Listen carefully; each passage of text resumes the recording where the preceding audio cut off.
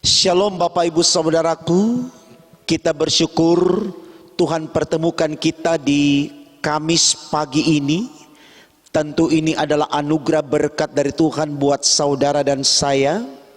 Mari kita yang mensyukuri hari baru ini, kita kembali bawa kesediaan kita untuk menerima firman Allah, agar firman ini akan selalu menjadi semangat bagi kita untuk menyatakan iman kita kepada Tuhan secara sempurna.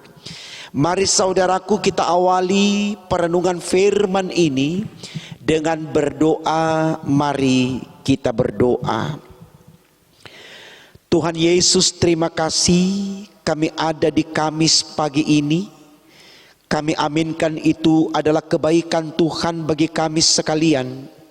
Dan kami yang mensyukuri akan kebaikan-Mu ini kembali datang dalam kesediaan untuk menerima firman-Mu. Dengan percaya firman Allah ini akan menjadikan kami terus dan selalu milik Tuhan, yang menyembah Engkau dengan tulus jujur demi untuk kemuliaan nama-Mu. Untuk apa yang kami minta ini Tuhan, berfirmanlah, karena kami sedia mendengarkannya. Demi Yesus Tuhan kami. Amin. Saudaraku, bacaan Alkitab kita di Kamis pagi ini terambil dari kitab Rut 4 ayat 1 hingga ayatnya yang ke-7.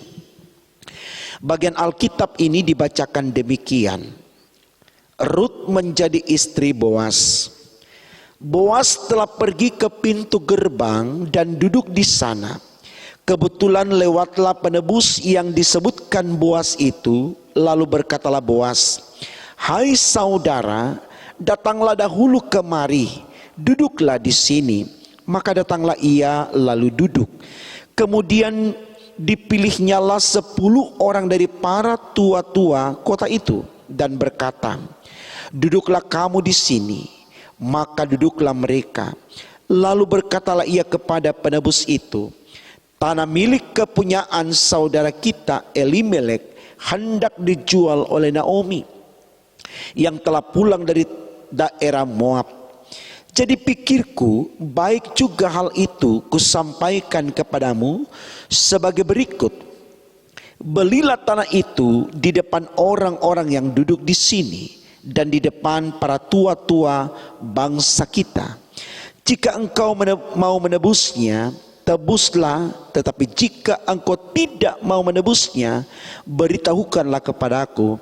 Sebab aku tahu, sebab tidak ada orang yang dapat menebusnya kecuali engkau dan sesudah engkau aku." Lalu berkatalah ia, "Aku akan menebusnya." Tetapi kata Boas, "Pada waktu engkau membeli tanah itu dari tangan Naomi, engkau memperoleh Rut juga, perempuan Moab, istri orang yang telah mati itu, untuk menegakkan nama orang itu di atas milik pusakanya." Lalu berkatalah penebus itu, "Jika demikian aku ini tidak dapat menebusnya, sebab aku akan merusakkan milik pusakaku sendiri. Aku mengharap engkau menebus apa yang seharusnya aku tebus, sebab aku tidak dapat menebusnya." Beginilah kebiasaan dahulu di Israel dalam hal menebus dan menukar. Setiap kali orang hendak menguatkan sesuatu perkara, maka yang seorang menanggalkan kasutnya sebelah dan memberikannya kepada yang lain. Demikianlah cara orang mensahkan perkara di Israel. Saudaraku, tema renungan kita di pagi ini dituliskan dalam sabda bina umat demikian, "Ikut sertakan Tuhan ketika memutuskan." Saudaraku, tema ini mau mengatakan kepada saya dan saudara bahwa kehadiran Allah dalam kehidupan manusia sangat amat menentukan. Mari kembali kita lihat tema khotbah kita, dituliskan demikian, ikut sertakan Tuhan ketika memutuskan. Tentu semangat yang dibangun dari tema khotbah kita ini adalah menyadarkan manusia untuk mengikut sertakan Tuhan di dalam memutuskan sesuatu. Kenapa demikian? Di awal khotbah tadi sudah dikatakan bahwa Tuhan memiliki peran yang sangat penting, bahkan terpenting dalam hidup manusia. Artinya Tuhan menentukan apapun yang dirancang, apapun yang dikerjakan, apapun yang dilakukan oleh manusia. Ini tidak boleh kita abaikan, karena memang kenyataannya demikian. Bahwa sampai kapanpun saudaraku, manusia itu hanyalah ciptaan dan Allah itu sang pencipta. Makanya ketika Adam dan Hawa ingin menjadi sama seperti Allah, tahu yang baik dan yang jahat, dia tidak akan pernah bisa mendapatkan itu. Karena memang sekali lagi dalam hakikat keberadaan manusia dan Allah itu sangat berbeda. Allah sang pencipta dan manusia yang diciptakan. Maksud kalimat ini supaya manusia menyembah di hadapan Allah, merendah di hadapan Allah, mengandalkan Allah, mempermuliakan Allah. Supaya dalam bersama dengan Allah manusia mendapatkan apa yang dia inginkan. Catatan kecil saja saudaraku. Untuk mencapai keselamatan bukan karena dia memiliki status sosial terpandang, bukan karena dia pintar cerdas, bukan karena dia kuat, bukan karena dia punya harta kekayaan, tapi karena dia memiliki Yesus. Bukan berarti saya katakan semua itu tadi tidak penting. Silakan, kita punya status sosial, kita punya kekuatan, kita dihormati, kita punya kekuatan finansial. Tapi jangan karena itu kemudian kita kehilangan Yesus. Yohanes 14 ayat 6 selalu saya ingatkan kepada jemaat, termasuk saya dan Bapak Ibu. Hanya Yesus yang berkata, dia jalan menuju rumah Bapa di sorga yang kekal. Saya pikir ini baik saudaraku, supaya kita tidak mentang-mentang dengan Tuhan, kita tidak sombong dengan Tuhan, kita tidak mengabaikan Tuhan. Karena sekali lagi tema khotbah kita katakan begini, ikut sertakan Tuhan ketika memutuskan. Nah ini yang terjadi dalam bacaan kita. Jauh sebelum Boas dan seseorang yang dipercaya untuk bisa menebus Naomi dengan Ruth, di sana kita bisa lihat bagaimana kasih Boas terhadap Ruth itu karena Tuhan. Dia tidak melihat Ruth dalam keberadaannya sebagai perempuan yang rendah, perempuan yang tidak bermoral, tidak. Dalam bacaan kemarin dikatakan bahwa orang-orang di kota tempat tinggal Boas mengakui bahwa Ruth adalah perempuan baik-baik. Sehingga dia melihat ini dengan iman, dan dia yakinkan bahwa kalau Tuhan berkenan aku yang menebus engkau, maka aku akan tebus engkau. Artinya saudaraku, Boas melibatkan Tuhan dalam keputusan ini, dan akhirnya Tuhan memberikan itu kepada dia. Dia yang mendapatkan Ruth, seorang yang takut kepada Tuhan, seorang yang setia kepada Tuhan.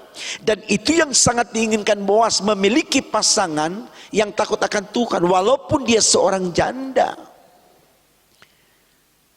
Tidak ada yang salah dalam statusnya itu.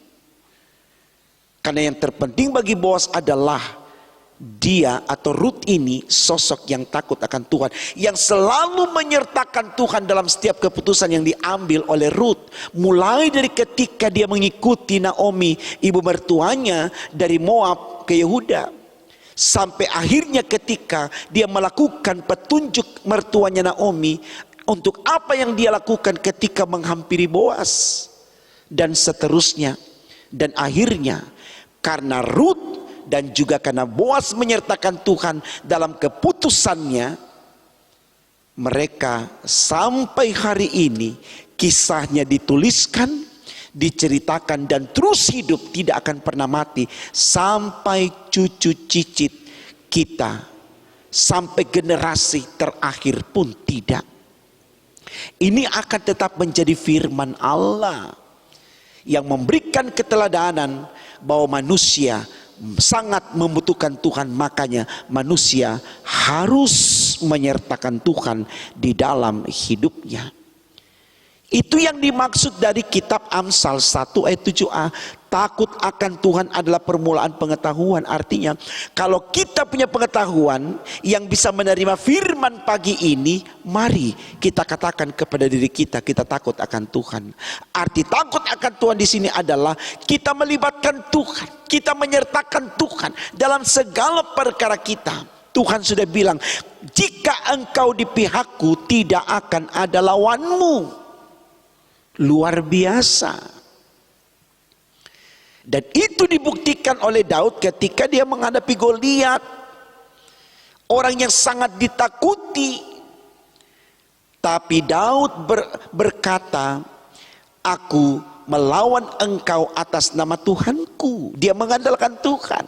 Apa yang terjadi saudaraku? Daud mendapatkan kesempatan baik mengalahkan Goliat. Tidak dalam hitungan yang lama, tapi seketika itu juga. Ya. Mari kita lihat dengan Ananias dan Safira. Ada kalimat yang juga dikatakan seketika itu juga mereka kehilangan kehidupannya. Kenapa? Mereka tidak sertakan Tuhan di dalam melakukan apa yang ada pada mereka. Malah mereka mencoba untuk menyembunyikan dari Tuhan apa yang ada pada mereka. Sementara dikatakan dalam kitab Kisah Rasul pasal 5 ayat 1 sampai 11, di sana Tuhan bilang, bukankah sepanjang apa yang ada padamu itu milikmu, mengapa engkau sembunyikan dariku? Tentu ini salah satu contoh tidak melibatkan Tuhan. Kita pikir kalau kita menyembunyikan dari Tuhan kita mendapatkan bagian yang lebih. Tidak saudaraku. Dikatakan dalam bacaan Alkitab di Kisah Rasul 5 ayat 1 sampai 11 itu, Ananias dan Safira seketika itu juga mati. Ini saudaraku, saya tidak tahu ada berapa banyak perkara lagi yang Bapak Ibu ingin lakukan. Yang saya mau katakan dalam renungan ini, sertakan Tuhan. Untuk kepentingan apapun, tidak ada alasan kita melupakan Tuhan. Sekali lagi sertakan Tuhan. Karena Tuhan jawaban terbaik dalam hidup kita. Jangan lupa itu. Karena Tuhan yang empunya semuanya ini.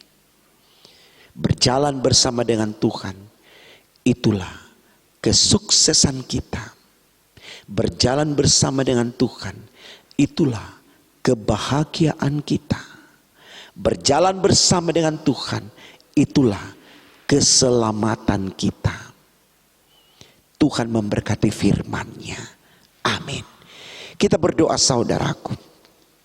Terima kasih Tuhan, karena kami sudah boleh belajar firman-Mu di Kamis pagi ini, di mana kami mengerti bahwa Engkaulah segala-galanya dalam hidup kami.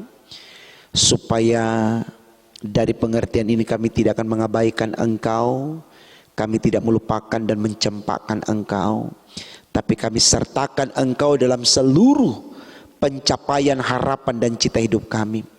Karena ketika kami sertakan Tuhan, maka Tuhan akan nyatakan itu semua indah tepat pada waktunya. Dan itulah berkat sempurna untuk kami. Bahkan kalaupun kami tidak mendapatkan di dunia, yang pasti kami akan mendapatkan di sorga. Dan itulah impian terakhir kami, menikmati kehidupan yang kekal. Dengarkan doa kami Tuhan, sempurnakan dan kabulkan, agar kami layak menjalani hari ini tetap dengan kuat, sehat, beriman, pintar, cerdas, demi untuk kemuliaan nama-Mu.